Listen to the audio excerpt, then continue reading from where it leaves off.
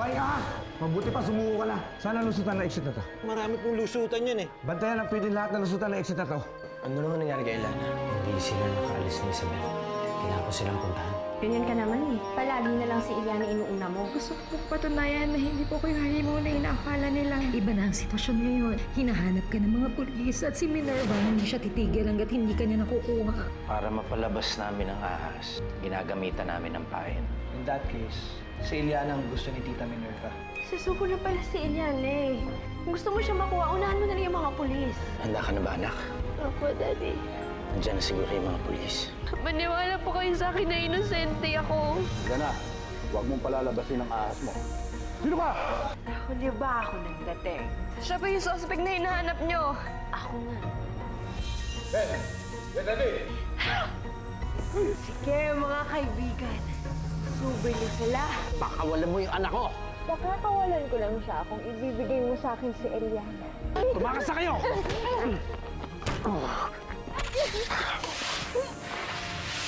Tutulungan niyo po ako! Ano po yung babaeng ahas? Sige, may puntahan nyo! Ipagdasal mo na lang na hanapin ka ni Eliana dahil siya naman talaga ang kailangan ko at hindi ka.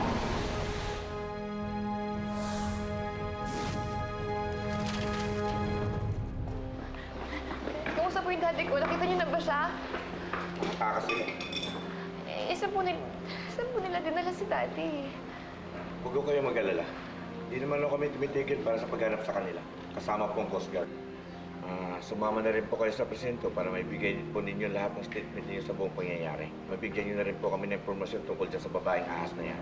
Para makatulong po ito sa paghanap ng mga kasama ninyo. Teka, baka naman may setup yung pare kulong si Eliana. Ngayon ang umpisal na ang tunay na salarin. Maiaantras na namin ang kaso laban sa iyo. Pero dahil sa ahas mo, ilalagay ka muna namin sa aming kustodiya para sa kasiguruhan ng kaligtasan mo. Pero wala kayong karapatan para i-detain siya. Lalo na kung wala kayong kaso laban sa kanya. Oo, sige, may ahas siya. Pero may karapatan din siya bilang tao. Ganito na lang gagawin natin. Pansamantala natin siyang palalayain. Pero pababantayan ko siya sa aming mga tauhan. Kung magkamali siya, sa kulungan ng baksak niya. Opo. Ipinapangako ko po na walang mga kagat na kahit sinong tao sinaha. Basta po tulungan niyo kung hanapin yung daddy ko.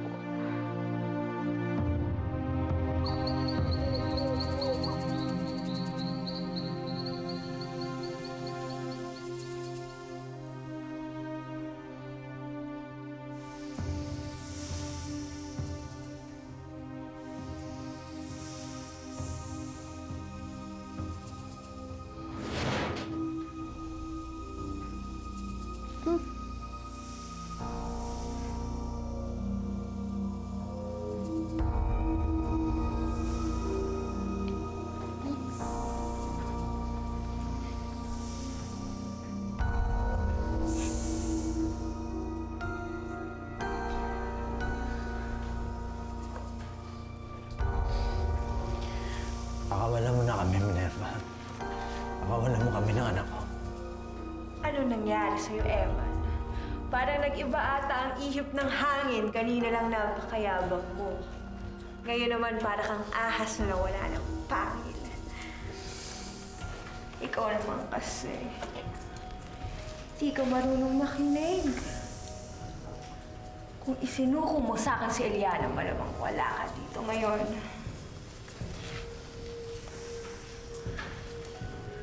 Nasaan kami? Saan pa nga ba kundi ang lugar kung saan nagmula ang mahiwagang itim na serpente.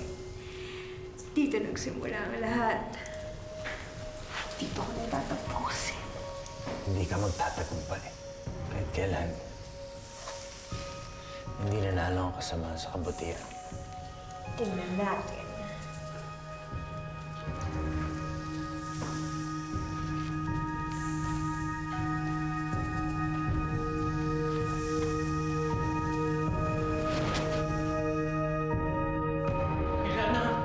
Lolo!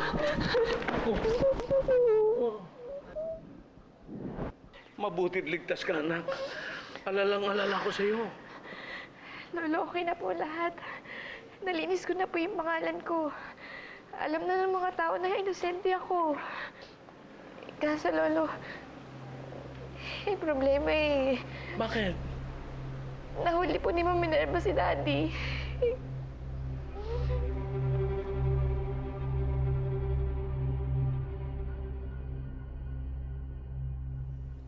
Takot po ako dito. Huwag kang mag-alala, anak. Gagawa ko ng paraan. Makakatakas tayo dito. Ako bahala.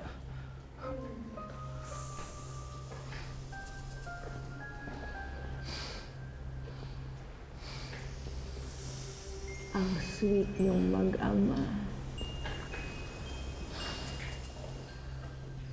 Kung nandito si ate, malamang matutuwa yun. Ang problema, hindi ba't patay na siya? Pinatay ng bullshit na Eliana na yun. Walang kasalanan si Eliana sa nangyari kay Nora. Kung meron man dapat sisihin, walang iba kundi ikaw, Minerva. Dahil ikaw yung sumulsul kay Nora na gumawa ng kasamaan. Ikaw yung tumulak sa kanya na maghigante. Ikaw may kasalanan bahit namatay yung kapatid mo. Tita.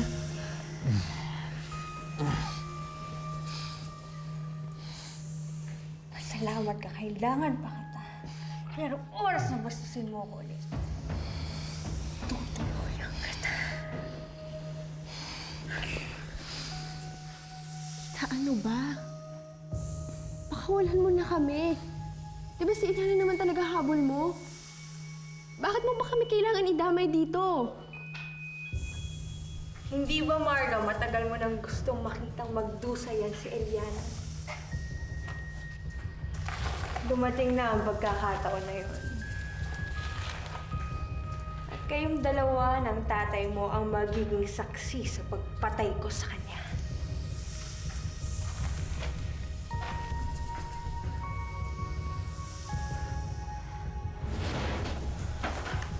Halika dito, kaibigan. Kaibigan? Bantayan mo ang dalawang yan.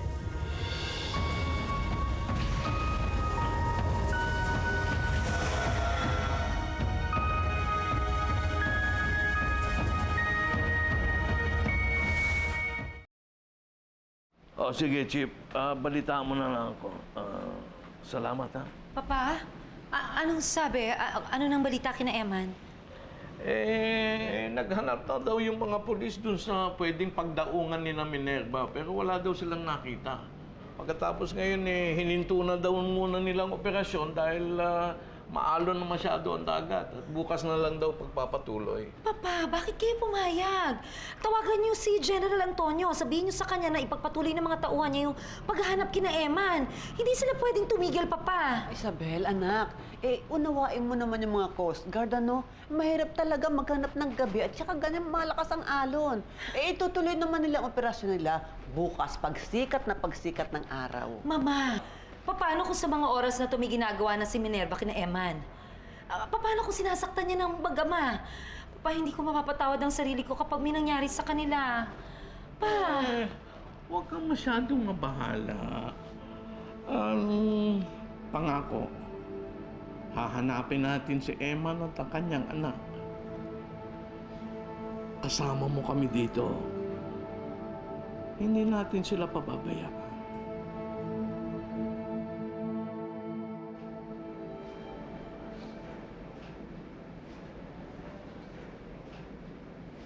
Eliana? Oh. Gabing-gabi na. Kailangan magpahinga ka na. Halika na. Tulog na tayo. Ma, hindi po kasi ako makatulog eh. Hanggat alam po nasa panganib si Daddy tsaka si Marga. Anak, alam ko na nag-aalala ka para sa Daddy mo at kay Marga. Pero hindi mo dapat pabayaan ang sarili mo. Kailangan mag-impon ka ng lakas kasi bukas, kapag nahanap na sila, pupuntahan natin sila kaagad. Ma, pwede po bang sabay tayo magdasal?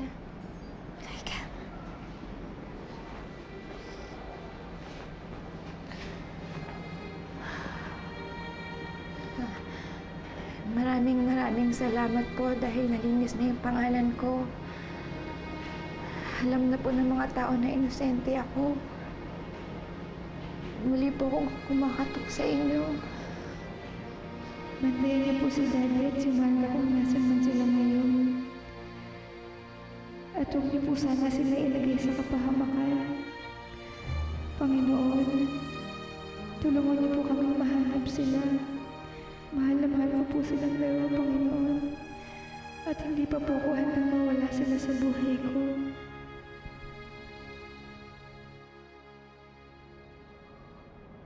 Oh, magkape ka muna, anak. Hindi ka ata nakatulog kagabi. Oo pa, buong magdamag akong gising, kakaisip kay Eman. Ano na po ba? May balita na po ba mula sa mga pulis? Eh, hindi ba raw nakikita ng mga pulis yung speedboat na sinakyan nito si Minerva? Pero nangako naman sila na hindi sila hihinto hanggang hindi nila nahuhuli yung babaeng niya. Diyos ko, Papa, baka kung ano nang ginawa ni Minerva kay Eman at kay Marga.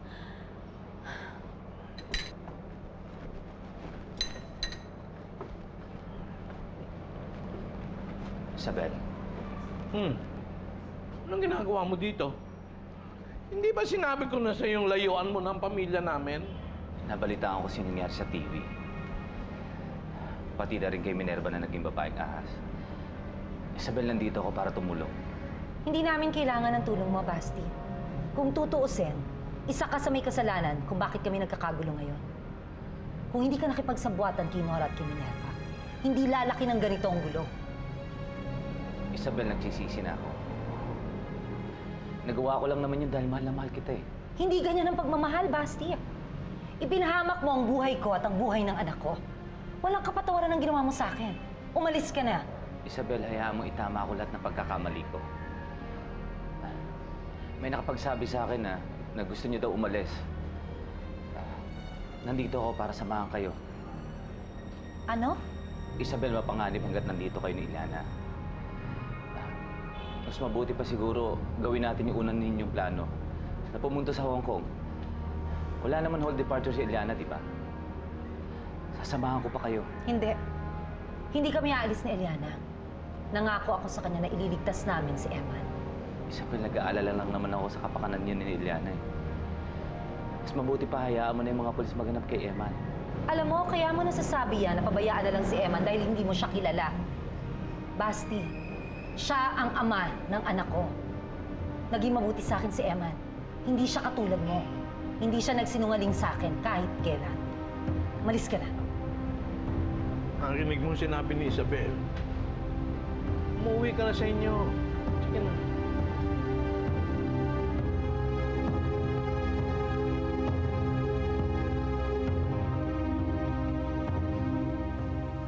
Marga. Marga.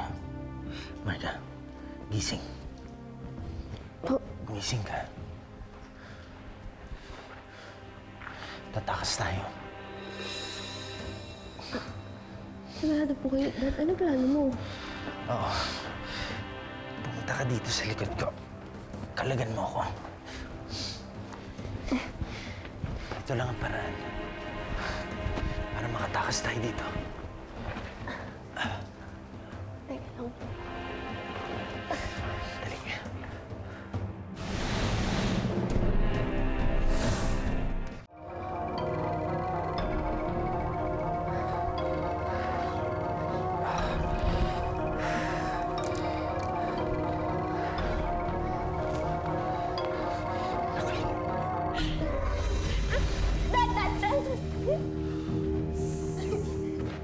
Ano, tatakas kayo? Subukan niyong tumakas at sisiguraduhin kong lalapain itong anak mo ng mga alaga kong ahas.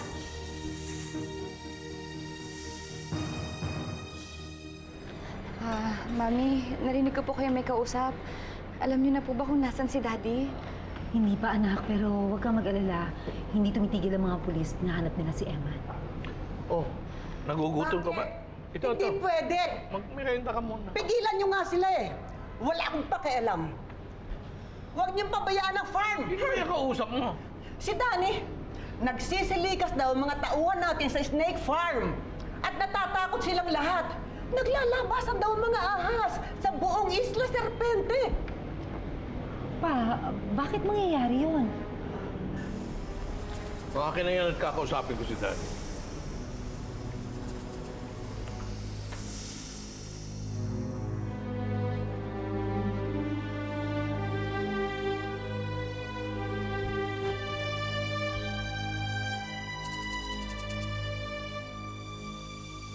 Bakit ka ba kasi galaw ng galaw na, ha? Narinig ko yung pag-uusap niyo kanina. Tungkol sa mga paglabas ng mga ahas sa Isla Serpente, malakas ang hinala ko na may kinalaman doon si Minerva. Ha? Paano mo naman nasabi yun? Noong naging babaeng ahas kasi siya, nagkaroon siya ng kakayahang ikontrol ang mga ahas. Malamang, siya ang may kagagawan kung bakit nagsilabasan ng mga ahas sa lupa. Kung nasa Isla Serpente si Ma'am Minerva, di ibig sabihin nandun si Daddy tsaka si Marga?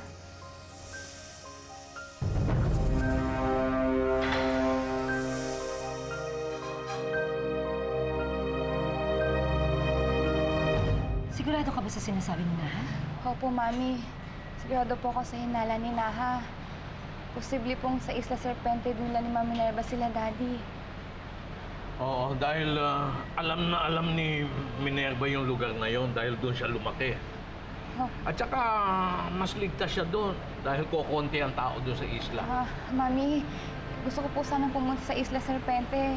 Gusto ko malaman kung andun talaga sila, Daddy. Hindi, anak. Hindi ako papayag.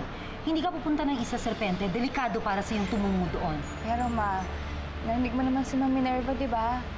Kailangan ko pong sumuko para maging ligtas si Daddy tsaka si Marga. Yun na nga ang inaalala ko, Eliana. Ikaw ang punteriya ni Minerva. Sigurado ako kapag nakuha ka niya, papatayin ka niya. Ano po sila, Daddy? Kakausapin ko si Chip. Lulusubin namin ng isla. Pero ikaw, Iliana, dito ka lang. Hayaan mo kaming matatanda ang magbigay ng solusyon dito sa problema ito. Eliana, anak, hawak na ni Minerva si Eman. Hindi ko kakayanin kung pati ikaw makuha ng halimaw na yon. Mangako ka sa akin. Ha? Hindi ka pupunta sa Isla Serpente.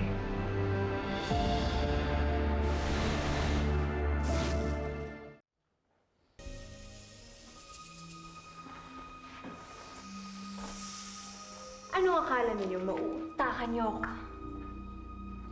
Kahit nasa labas ako, nararamdaman ko kung anong binabalak ninyo. Dito lang tayo. Hihintayin natin ang pagdating ni Eliana. Hindi mo makukuha si Eliana. Yun ang akala mo.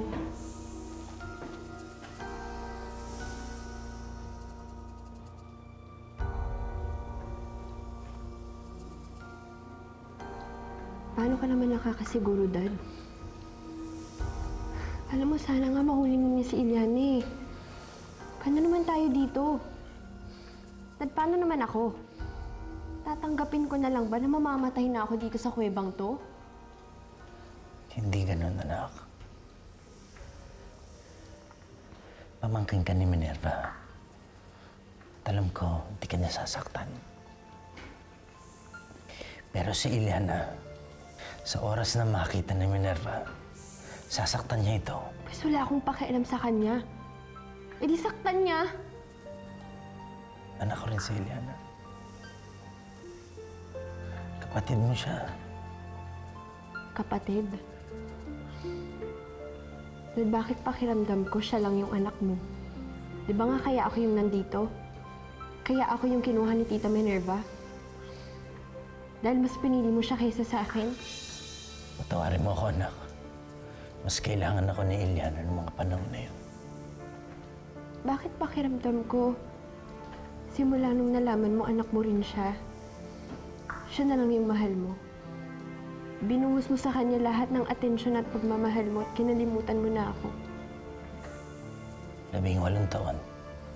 18 taon ko siya hindi nakasama. Gusto ko sana makabawi sa lahat. Sa lahat ng pagkukulang ko sa kanya bilang isang ama. Kung pwede nga lang sana, ako na lang ang bihagi ni Minerva. Ako na lang yung patahin niya para makalaya ka na. Anak, handa ako itaya sarili kong buhay para sa'yo. Ganon kita kamahal. Ganun ko kayo kamahal ni Eliana.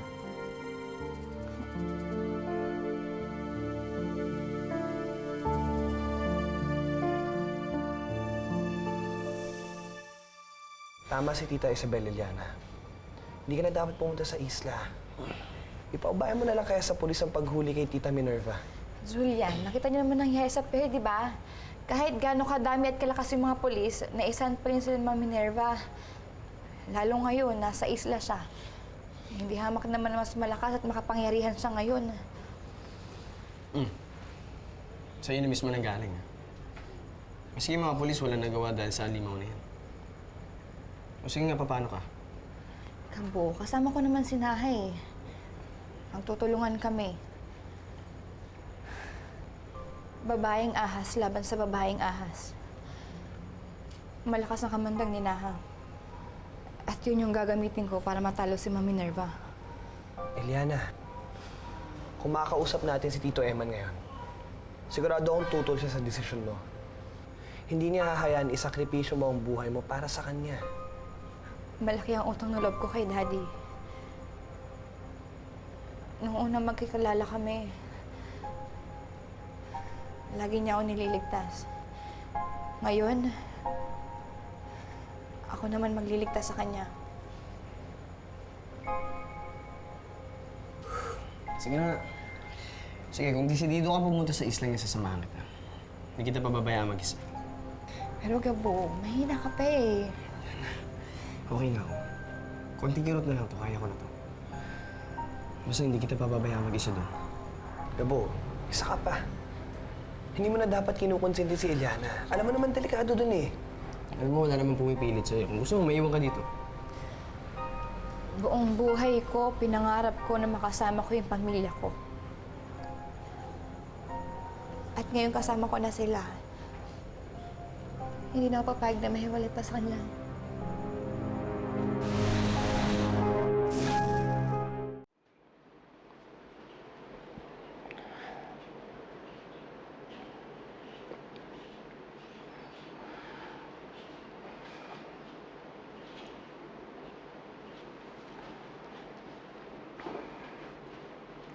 Maagang maaga, si Isabel na naman. Dumating na yung araw na kinakatakutan ko, Mama. Tuloy na lumayo yung loob sa akin ni Isabel. Hindi niya na ako mapatawad sa mga kasalanan ko.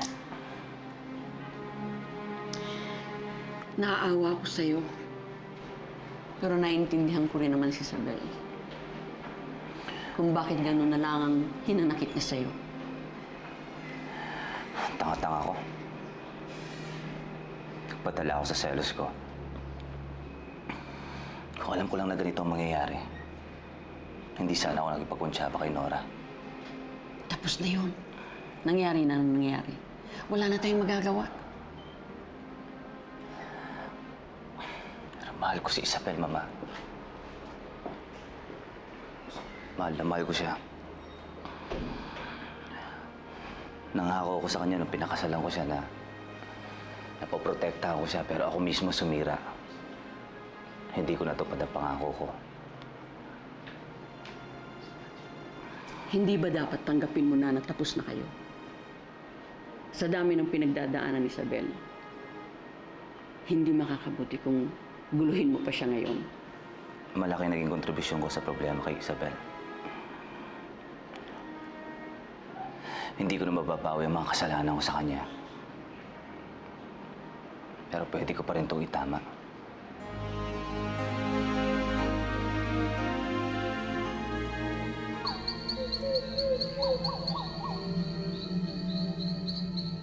Dito ho. Eliana, tara. Dito ho. Dito yung daan papasok ng gubat. Pwede niyo ba kaming samahan? Eh, hindi ho pwede. Napakaraming ahas dyan, lalo na ngayon magagabi na. Sige. Ito po, salamat. Julian, Gabo. Pwede na kayo umalis. Salamat, Ba't lagi nararamdaman ko kapag ganito ako sa gubat, eh. Teka. Pag nakita natin si Tita Minerva, ano yun, atakin na lang natin. Di ba kanina pa ako nagpapaliwanag? Sabi ko, hawakan natin siya tapos papakagat natin siya kay Naha. Relax, nililinaw ko lang. Hindi man tayo pwede punta doon ng isang dati. Paano nga ba gumamit ito? Hindi. Mas matuto ka. Eliana. Hindi ko na kailangan yan. May sarili na ako sandata.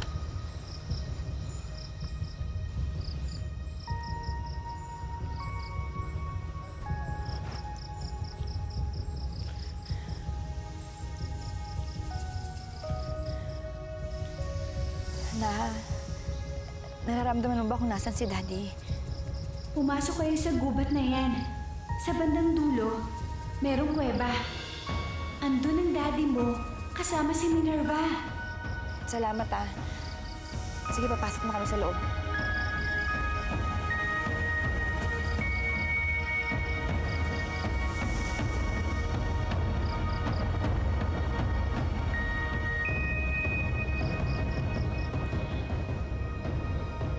Tara na sa loob.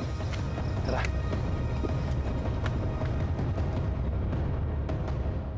Eliana? Eliana? Papa? Nakita ko ba si Eliana? Hindi, kanina ko pa nga hindi napapansin eh. Saan kaya pumunta yung batang yon? Eliana? Eliana? Ma'am, may bisita po kayo. Isabel. Hi, Angie. Hi. May kailangan kang malaman. Tinawagan ako ni Julian kanina. Ayaw magpapigil ni Eliana. Ano ayaw magpigil ni Eliana? Hindi kita maintindihan. Pumunta si Eliana, Julian at Gabo sa Isla Serpente.